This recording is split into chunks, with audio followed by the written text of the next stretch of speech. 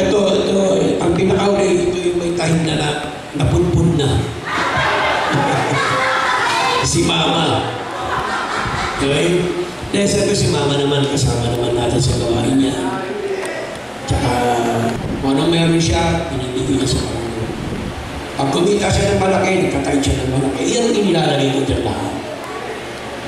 Kaya si Mama, salamat kasi hindi yan napagod magtrabaho. Gusto nga niya magtrabaho lang. Basta medyo kumita. Kaya panalangin ko sa kanya, Lord, pagpalain mo si Mama ng maraming pera. At kung yung panalangin ko sa kanya, tabunan mo siya ng tag-1,000.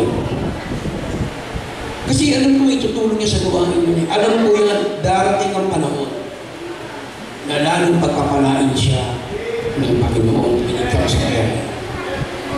Kasi alam naman ng Panginoon kung saan niya lalagin. Kaya ganun din ako naman sa inyo lahat, pananahin ko pagpanahin kayo. Kaya sa inyo mga nanay, maraming salamat po sa inyo. Alam niyo, isa lang sabihin ko sa inyo, sinabi ng Bible, whoso findeth a wife, findeth a good thing. Sa Proverbs chapter 31:13, mababasa niyo ang katangian ng mga kababaihan na isang nanay na tapat sa Panginoon. Kaya sa inyo po, mga nanay, pagpatuloy natin. Huwag niyong pabayaan ang gawain ng Panginoon. Kasi kayo ang haligi. Kaya nagiging matatagto dahil sa inyo. Siyempre, of course, sa biyaya ng Panginoon. Amen?